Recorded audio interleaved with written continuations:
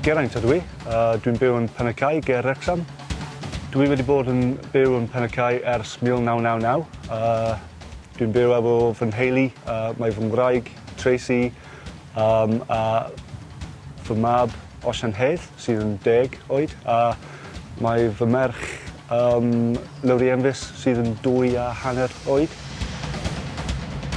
Dwi'n gwrando i'r llawr o cerddoriaeth a dwi wedi bod yn chwarae drymiau ers pan o'n i'n 18 oed. Dwi wedi chwarae yn llawr o band dros y flynyddoedd a dwi wedi chwarae dros gwlad dros Cymru a Lloegr ac unwaith rhaid ni'n teithio i'r Almaen. Fel arfer, dwi'n licio chwarae mewn band sydd yn chwarae cerddoriaeth fel heavy rock neu metal.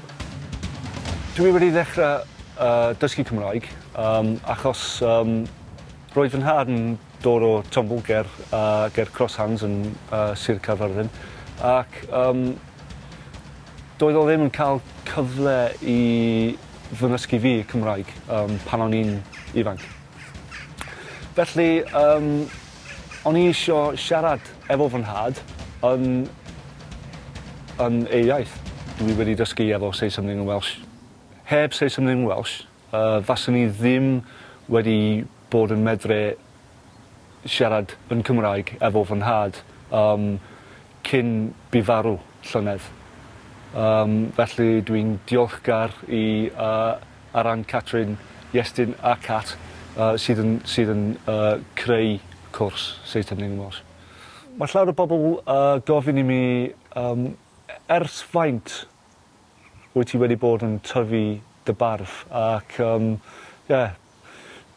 dwi wedi bod yn tyfu fy marf am 10 flynyddoedd ar hyn o bryd. Nes i ddechrau tyfu fy marf pan cafodd fy mab ei eni. Wyt ti eisiau gwybod sut mae dynion go iawn yn siafio? Da ni ddim yn siafio. Dydy dynion go iawn ddim yn siafio.